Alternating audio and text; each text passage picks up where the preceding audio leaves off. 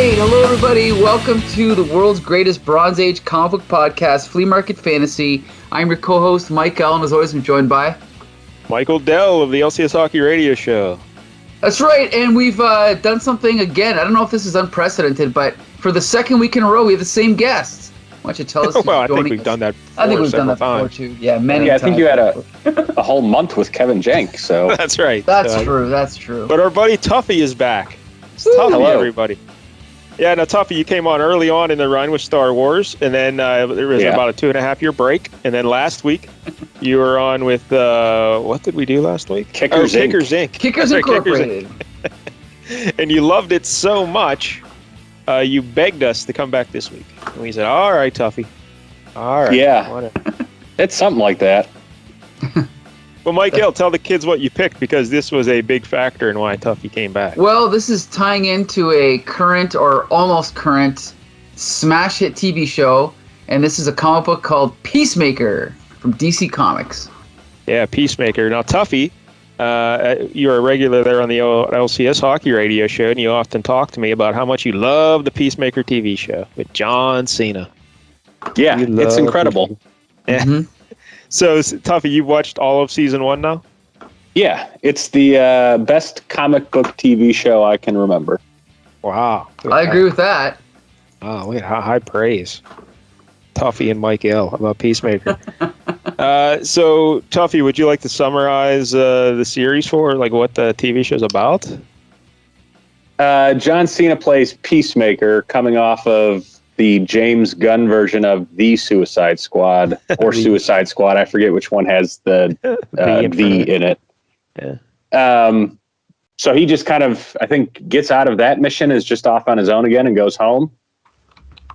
Or he gets out of the hospital. He wakes up out of the hospital at the start of it. I thought he died in the movie. He didn't die? You would have thought he did, but he did not. Oh, see, I thought this was like a prequel, like they went back in time. So this is actually a continuation of the movie then.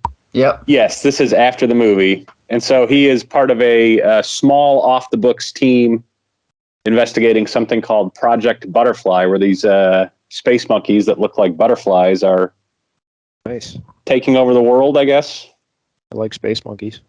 Yeah. What's his little secret group called? Do you remember? I don't know if they have a name. I don't even know. I don't think they have a name either. No.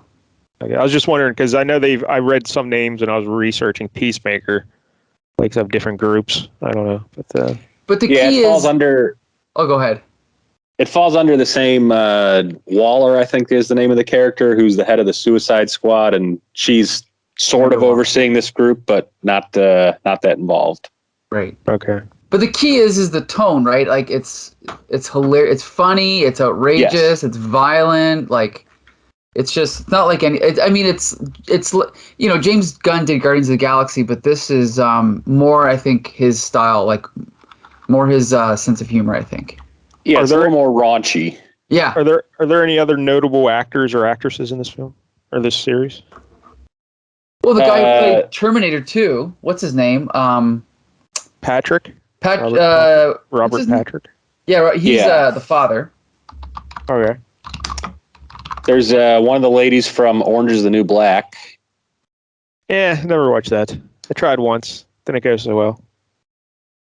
Well, we should point out that there's an actress named Jennifer Holland who is freaking beautiful. And, of course, she's James Gunn's, girlfriend. So that's why. Yeah, that was disappointing to find out. Yeah, I know, me too. I'm like, fuck. She's probably into some stuff. All right.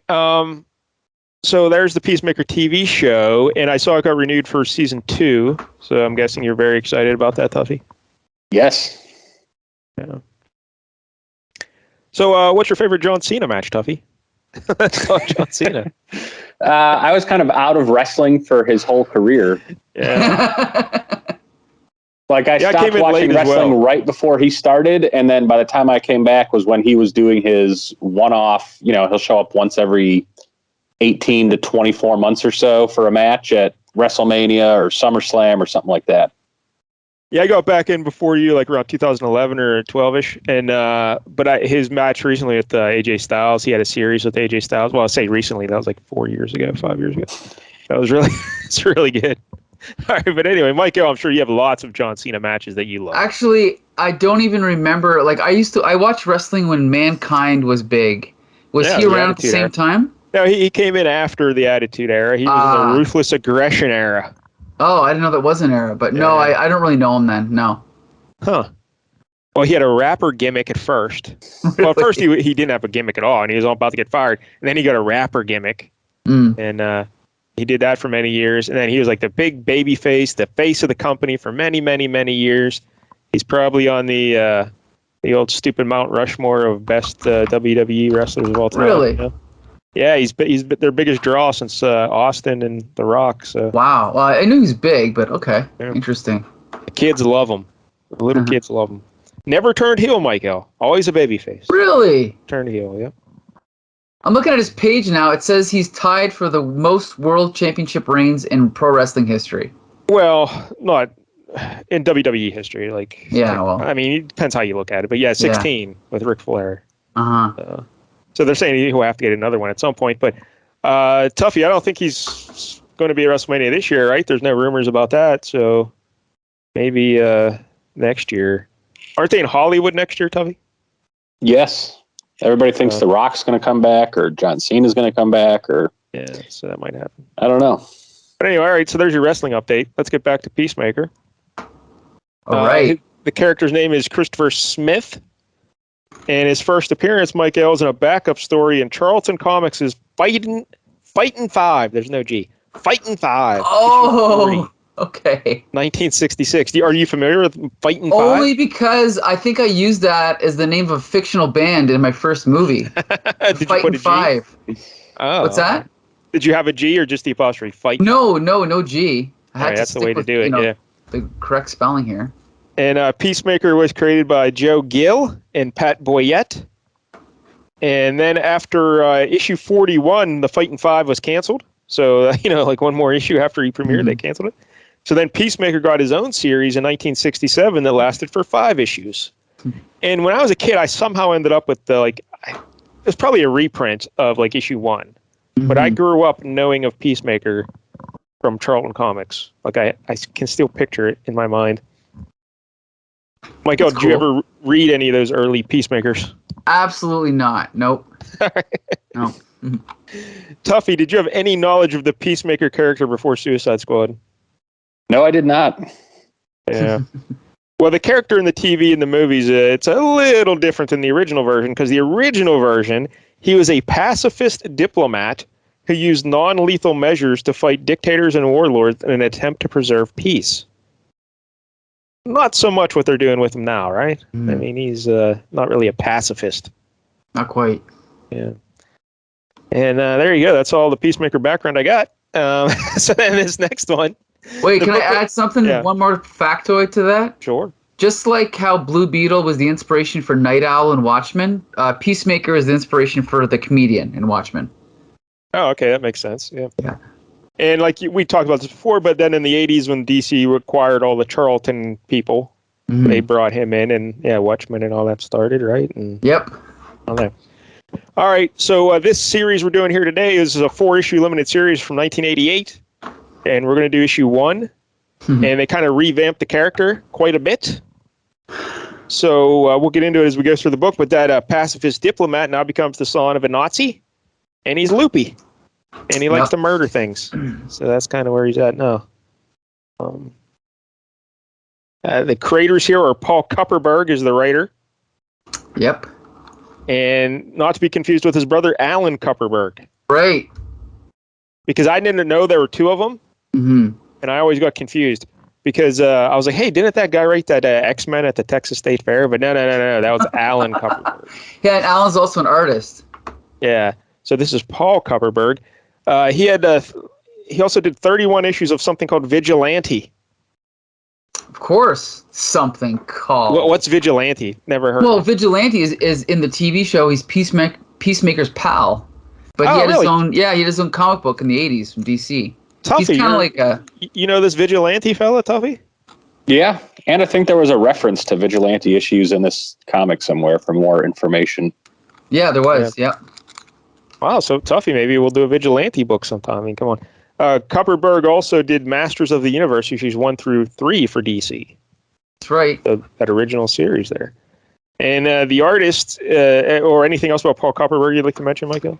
Only that he happens to be on my Facebook friend list. But, well, for now. Yeah, for now, until I say something to piss him off. Call him Alan. See what happens. Fuck you. The artist here is Todd Smith, and he spells Todd with 1 D. I don't know how I feel about that. I don't think I like that at all. But he has 64 credits at DC, including 22 issues of Vigilante. And he did 15 issues of Omega Men. I have no fucking idea what that is either. What's Omega Men? Come, Mike Dell. This is a science fiction property from DC about spacefaring adventurers. Come on. It's also features the first appearance of Lobo. Oh, okay. And I did 9 issues of Action Comics. He has 52 credits of Marvel, including 22 issues of Darkhawk. Oh, that's right. You know Darkhawk, right? That was early 90s, right? Darkhawk? Yeah. Yeah. He's kind of like a version. He's kind of like, remember the Silverhawks cartoon? Yeah. It's basically that, except he's like a vigilante superhero. Didn't Image have something with a hawk in it as well? Oh, that's Nighthawk. Yeah. What is this one? Darkhawk. All right. They're just running out of ideas, aren't they? They just. All right. There's anything else about? Are you familiar with any other Todd Smith work, Michael? Nothing. Nope. Yeah, neither. Nothing. How do you feel about spelling Todd with 1 D? It's puzzling. A little bit. You gotta wonder why, right? Yeah. I mean, D's are free. Just add another one. Yeah. It's all right. It's not a big deal. All right, so let's look at issue 1 here, Peacemaker. All right. Take a look at the cover there, Michael. Okay, first we got our logo here. It's a pretty cool logo. Peacemaker in like curved font with like a nice 3D kind of stroke, or whatever you want to call that. Shadow, whatever you want to call it. Looks pretty cool. But he also has a little Peacemaker logo. Yes, the dove. I love it. Yeah, it's a dove, like a yellow coat of arms background, and like the dove is pointing downward though, which is interesting. You know? Yeah. You think he'd be flying up, but no, he's flying down. Huh. Good point. It's also featured prominently in the TV show. Yes. Yeah. And then up in the top corner, we got our DC corner box with the DC Bullet. New format, which means it's on Mando paper. I don't know. I know you swoon over Baxter paper. Yes. What is Mando paper? Mando paper is in between newsprint and Baxter. It's like half as good. You know, it's twice as good as newsprint. Can you spell that for us? Mando. Oh, Mando. Okay. Mando, like the nickname for the Mandalorian. Mando. I didn't know he had a nickname. Yeah. So yeah, anyway, we got this cover here. Are we going to talk about his costume? We have to.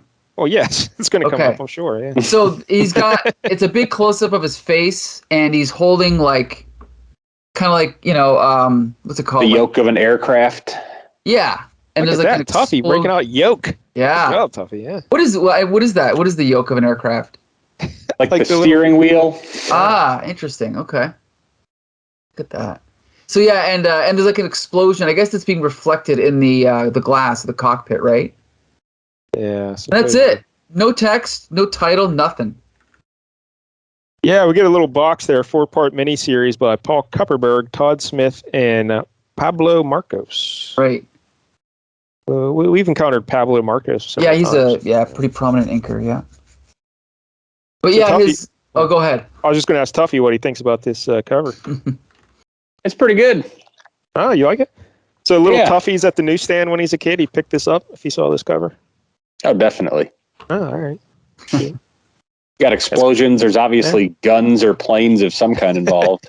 Yeah, there's explosions. He's got weird gadgets on his eyes. Yeah, he does. Yeah. Like the targeting system and whatnot. All right. Well, I guess we don't get a good shot of his costume here. Maybe let's wait till we see him to describe his costume. Sure. Because we got to talk about that helmet. That helmet deserves several minutes of discussion. Mm-hmm. So yeah, so crack the sucker open, and we open up on a scene of a bunch of rich people on the French Riviera, right? Yeah. And then basically we find out that there is a a diplomatic meeting happening between Soviet and American like diplomats or whatever, right? A bunch of different people, and they're talking, and then basically in the midst of all this, people vacationing and on all this diplomacy going on, all of a sudden they're attacked by terrorists who come in on boats from the beach, and they start shooting up everybody. Yeah. And so there's lots of, they look like, well, basically the G.I. Joe team, but not quite, not in green. And they're just shooting innocent people left and right, like people in suits and carrying briefcases, getting mowed down by these guns. Butta, butta, butta, all that stuff, right? Butta, butta, butta. Yeah. Pimp. Rat-a-tat-tat. Yeah. Ba-boom. Explosions, right? And then basically everybody who was in sight is dead. Like on this beach, they're all dead. And then just when you think that, then one of them mentions that, it's Ramon's signal back to the boats. So Ramon is their boss, I guess, and they're scared of him. Yeah, it gets a little confusing because they show Ramon shooting the signal, and then the next panel it says Ramon's signal flare back to the boats, but it's tough to tell. Like I thought they were still right there with Ramon. Right. There's no geography there established. Yeah, it's a little weird. But then all of a sudden, a missile comes down and blows up one of the boats of the terrorists, and it says "ba-boom." Then we cut over and we see that the missile has been fired by none other than Peacemaker, who's flying in this kind of jet thing.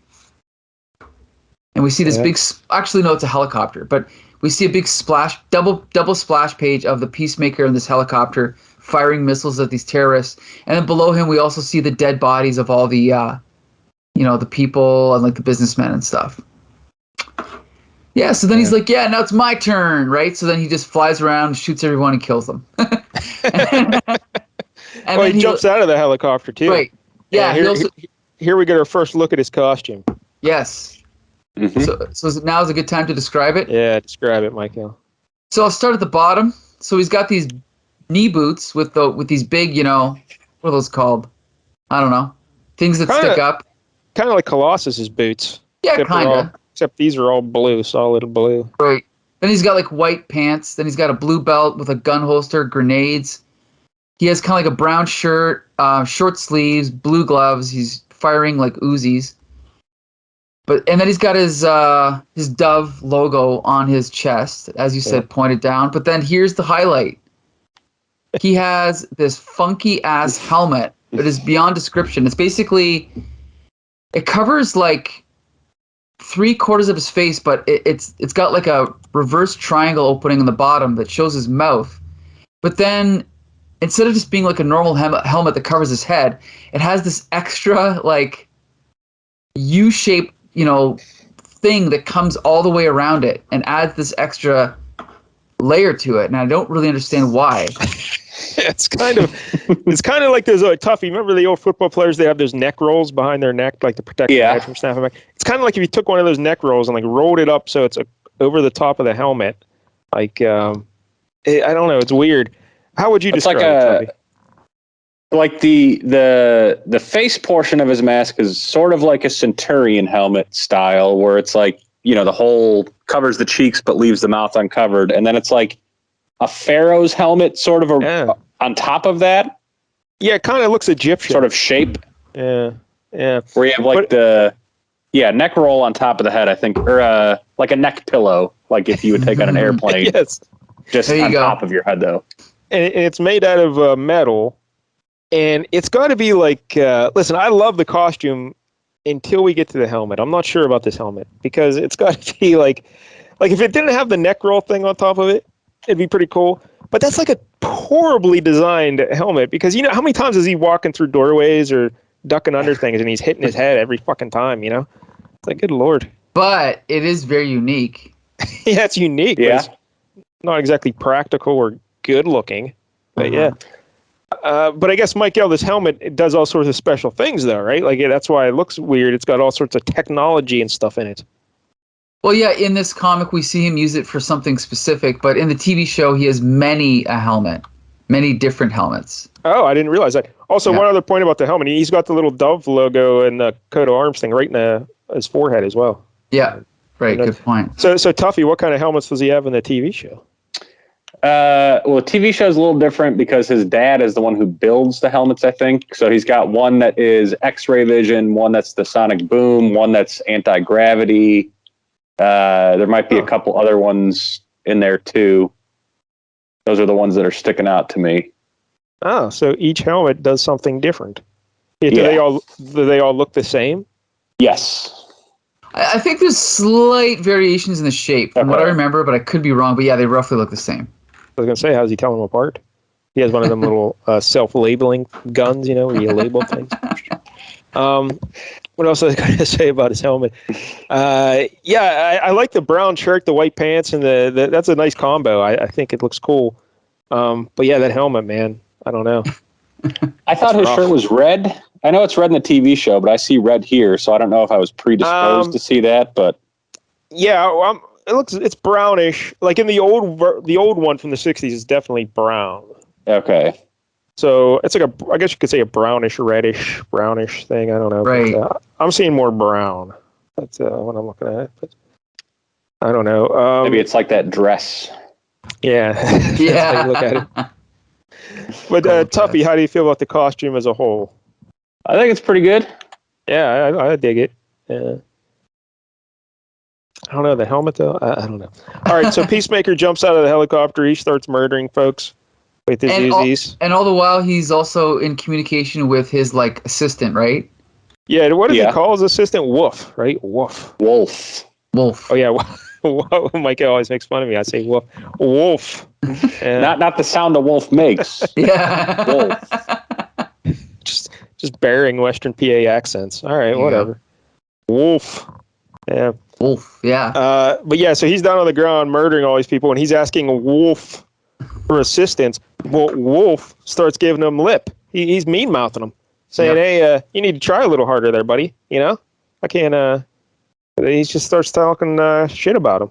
Mm-hmm. Right? Yeah, and it's kind of like a little fun little repertoire they have, right? Is it repertoire? Yeah, it's repertoire. Yeah, but I don't know if it's fun. Yeah, it's kind of fun. It's kind of like angry. So, I think it's like humorous banter between friends, but who knows? What do I know? Oh no, I don't think so. Yeah. Anyway, but he's murdering folks, and Wolf is. I think Wolf's having fun with the repartee, but I don't think Peacemaker is. Yeah, I don't think Peacemaker's enjoying it one bit. But Tuffy, how does he take care of the rest of the terrorists? Because he's getting outnumbered, and Wolf won't help him. So what does he do? I stumped him. This is where he uses his helmet, right? Yeah, his sonic, whatever. Sonic booms him. Yeah. Sonic blaster. So that just kills everybody? Or does it knock them out? I think it kills them all, right? It's kind of... It's Peacemaker guy. He's well, I mean, he killed everyone else, so really, what's the difference, right? I suppose. Yeah. All right, so then he climbs back in the helicopter with his buddy Wolf. But Michael, when he's talking to Wolf, he turns there to talk to him, and what do we find out, Michael? What do we find out? I don't remember. No, there is no Wolf. There's no one there. He's imagining it. He's talking to an imaginary person. He's loopy. Yes. He's all oatmeal north of the eyebrows. Mm-hmm. Yeah. Yes, because this is actually his father, right? Which is imaginary. Yeah, in his mind, he's talking to his old man. Yes. But his old man's not there in the helicopter. Because the whole scene leading up to that, he's talking to a guy like, hey, take over the controls. Well, I'd jump out of this helicopter. Right. And you think, oh, well, there's just a guy in there. But no, there's no guy there. That seat's empty. He's just loopy. Yeah. And now we get his backstory, Michael. So tell us this heartwarming backstory. This is great. So his father was a Nazi. Yeah, a Nazi. Right there. Not just any Nazi, though. Yeah, he's higher up in the Nazis. He was he's a real go-getter for the Nazis. Yeah, what was he? He was a commandant at a concentration camp. Yeah.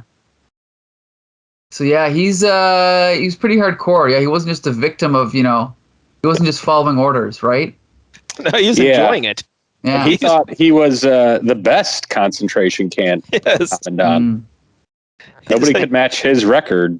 Like on the scale of concentration camp commandants, like Colonel Klink would be at the number 1, and then this guy would be a 10.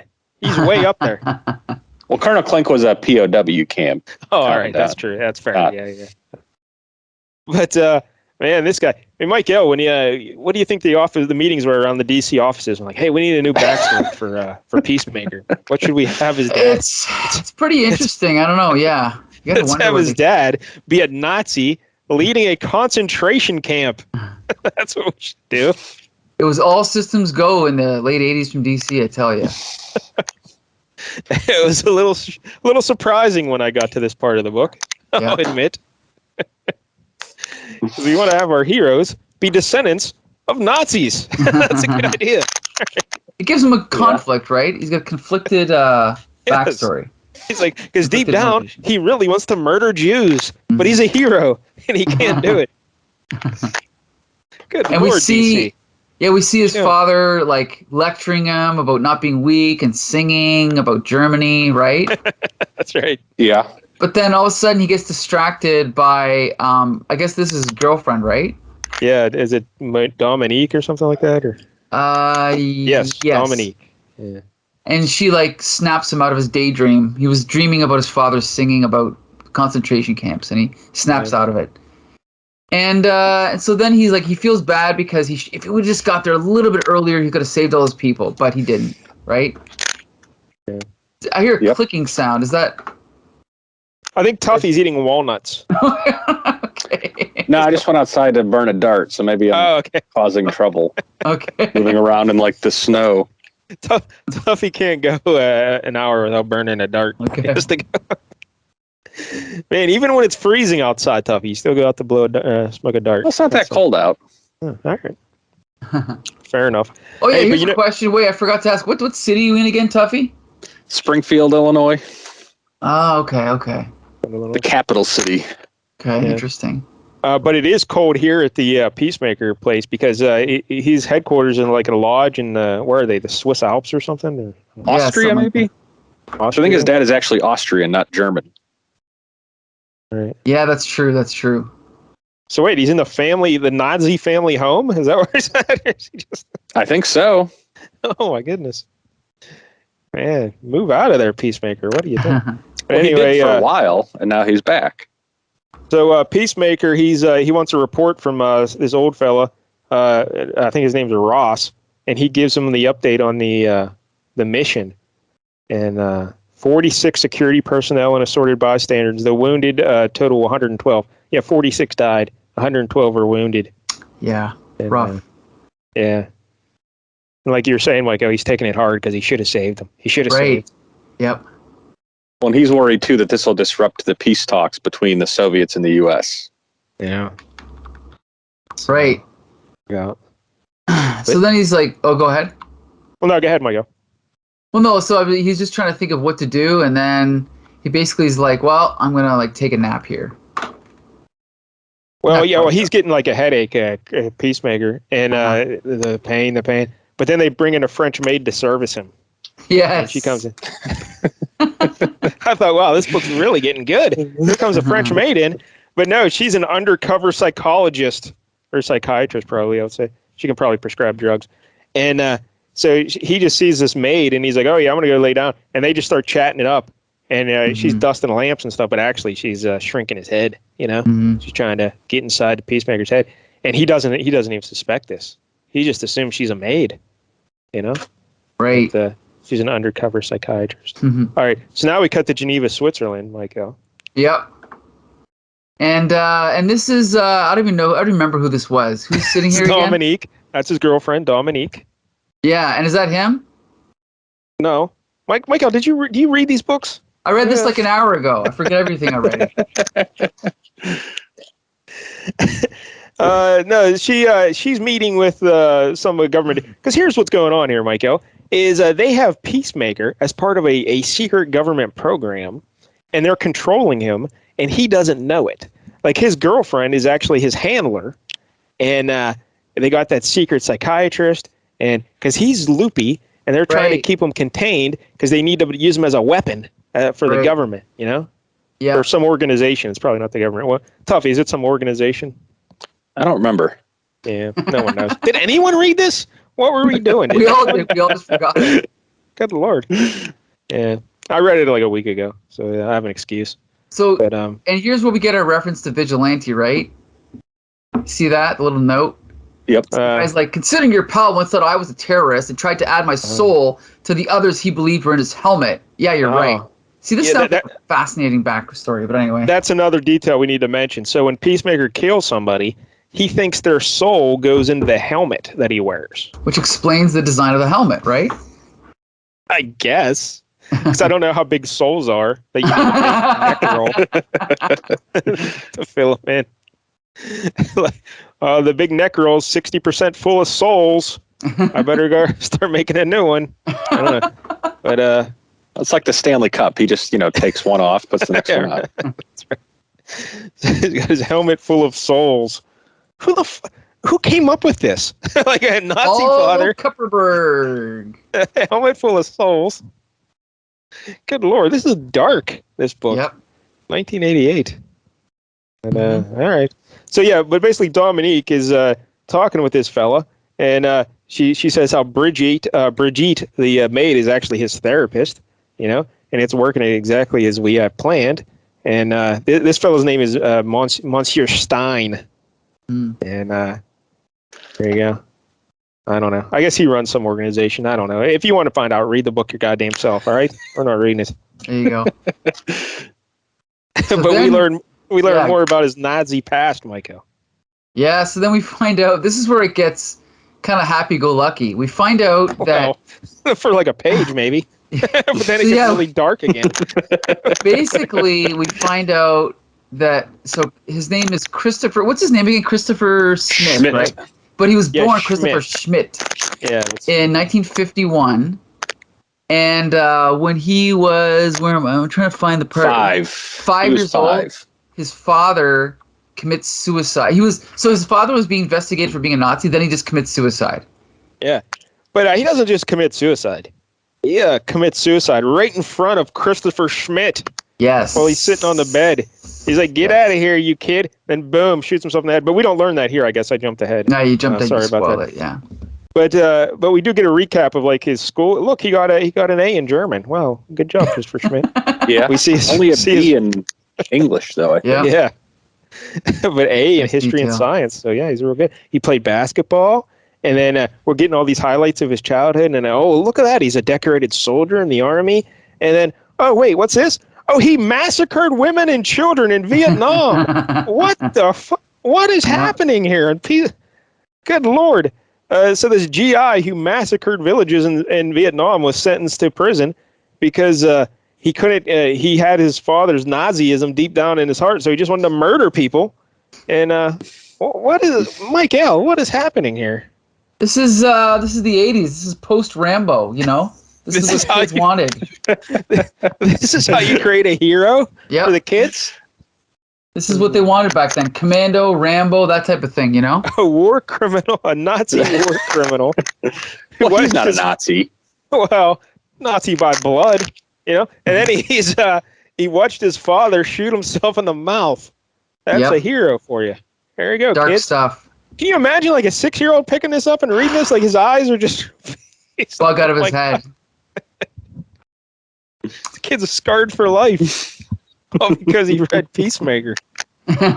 Next time, pick up a Spider-Man. Man, good Lord. All right.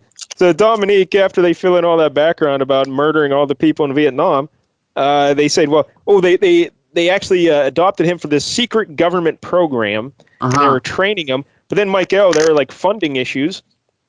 So the program stopped. And apparently they forgot. They just, all right, well, we're done. And hey, last one out, turn off the lights. And so he just walked off.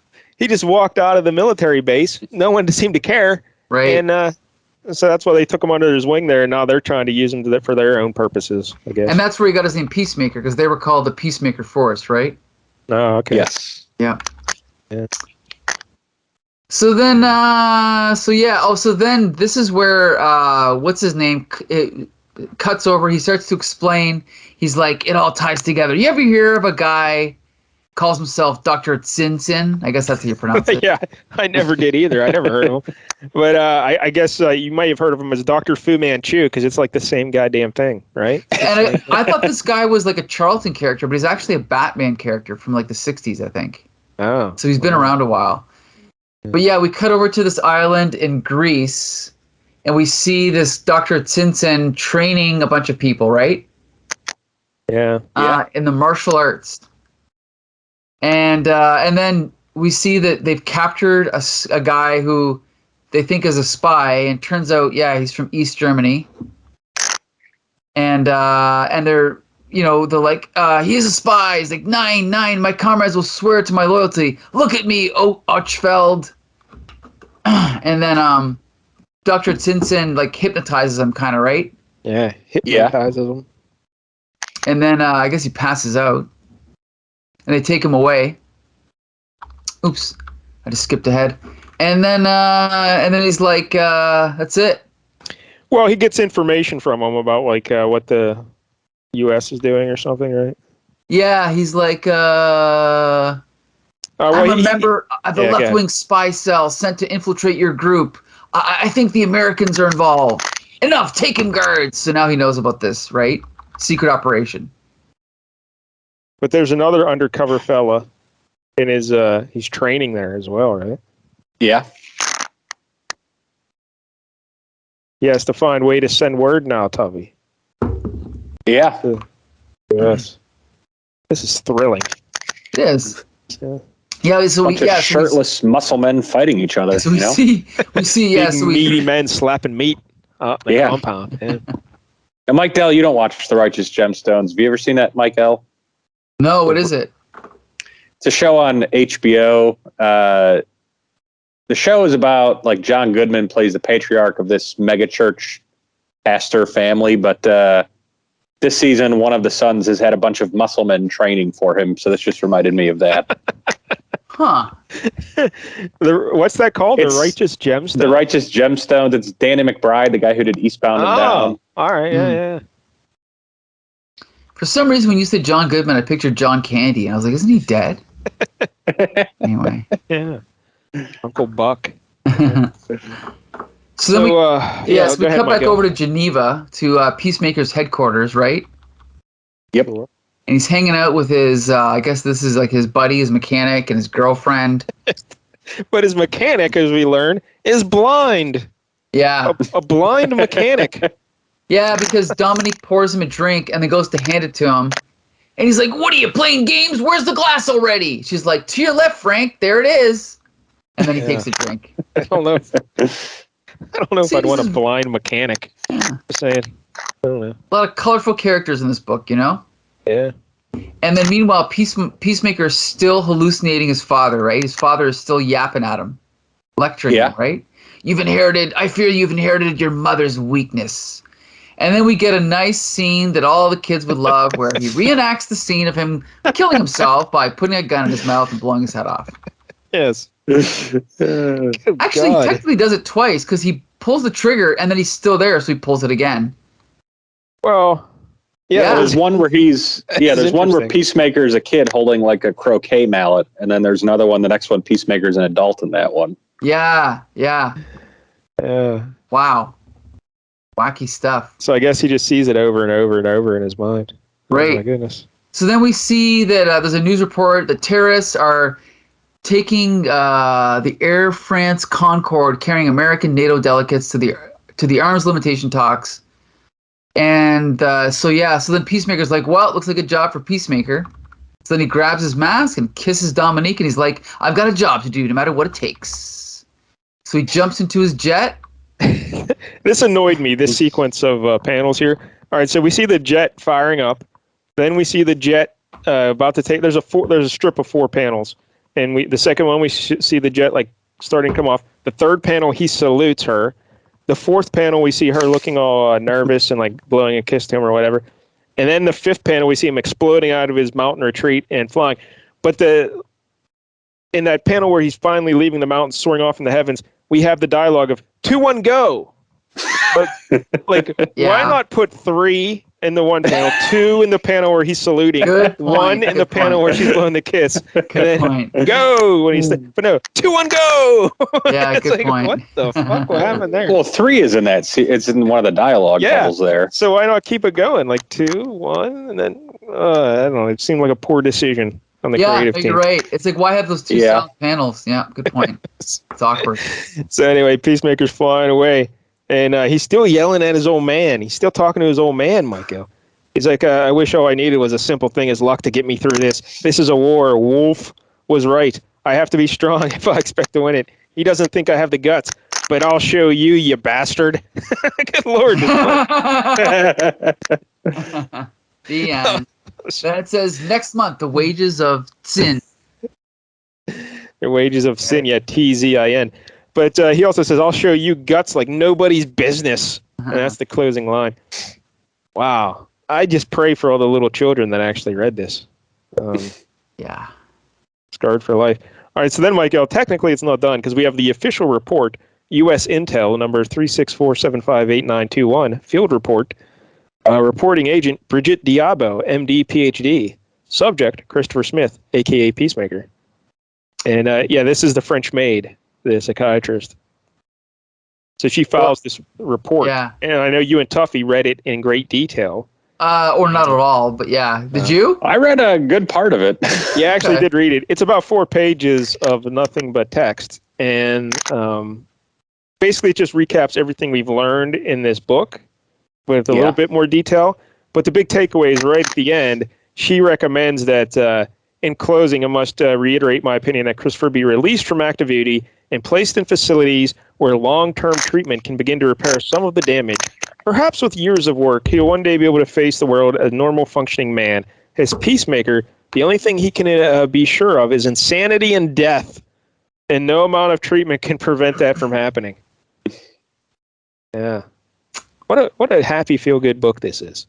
Definitely. We also learned in that it was the Pentagon who organized the Peacemaker project, and Gerald Ford's the one who shut it down. Fucking Ford. The clown.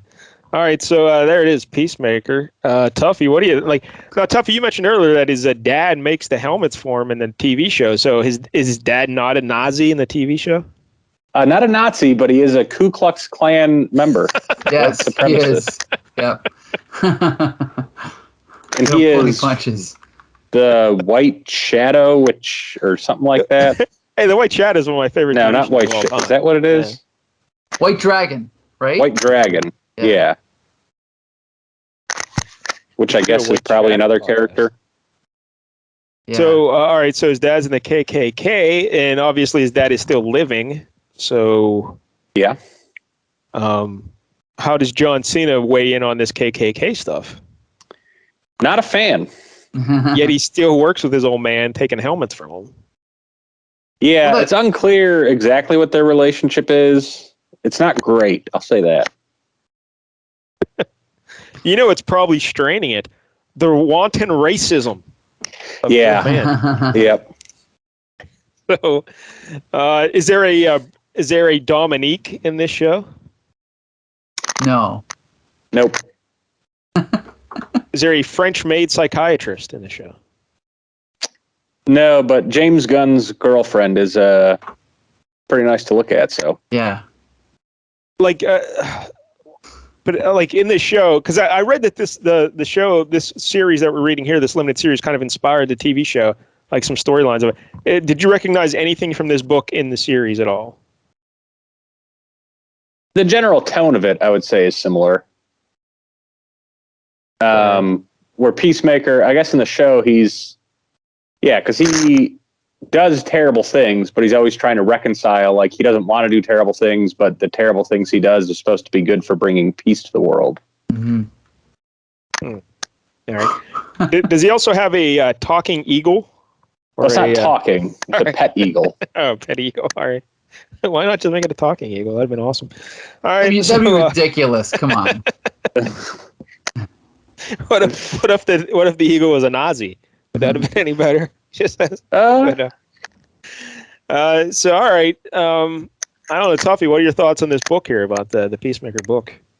It's a pretty good book. I'd be, I might read the next. It's only 4 issues, so I might read the next couple. Mike L. So after they did this this miniseries here, then Peacemaker bounced around like he didn't have another series for a long time, right? Yeah. He was in Justice League International. He was in a couple other things, yeah. Justice League International. Is that where like the B team is? Like who else? Yeah, well no, but he didn't join it till much later. I guess he was in it only 1 issue. Oh. Yeah. so yeah, he drove by. All right. So yeah, does he have his own series now because of the TV show? I think so. Yeah, I mean, if not like right now, around now, yeah, definitely. All right. So that's something. Mike L., what'd you think of this? I thought it was surprisingly good. Like I thought Paul Kupperberg put a lot of thought into this whole concept. Like I mean, I could have dark, demented thought. Yeah, like I could have done without so much flashback. There's probably a better way to reveal all that information, but what's there is fairly well thought out, I think. So I think it's a pretty cool concept. I actually do like the idea of having this fella who's kind of loopy, and they're like manipulating him, and like the world he thinks is his girlfriend and the maid and everything. It's all just agents working to control him and everything. Mm-hmm. So that's pretty cool. I like that. I like his costume, the helmet. Again, we've talked about it, not so much, but yeah, just his backstory and everything. Man, that's rough. That's rough going. I don't know. Like, do you feel like when you create a story, you want your protagonist to be likable? Do you feel this guy is likable? I think he's interesting. I don't know if he's likable. Yeah. Tuffy, do you find this Peacemaker guy that we read here likable in any way? Or do you feel like sorry for him, maybe? Does that give you emotional attachment to him?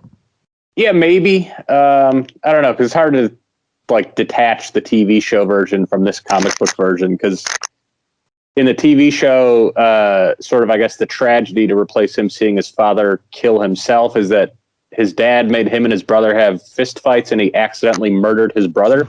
Oh, wow. I was going to say, until you got to that last part, if it was just him and his brother had fist fights, well, that's pretty cool. Oh, wait, he killed his brother? All right, yeah, that's pretty bad. Yeah, that'll scar you. Yeah. But, because I just kind of am conflating the more sympathetic parts, I think, of the John Cena version with the stuff in this one, and maybe that comes up in later issues, but... Yeah, I mean, obviously they show him having his tragedy of his father and everything, but I think the fact that his father's a Nazi and the fact that this guy himself was murdering children in Vietnam, it makes it hard to like him, Yeah. It makes it hard to root for this guy. And then, he's crazy as well, so it's just like, I don't know. It's interesting, but I don't know if it's something like, oh, I want to root for that guy.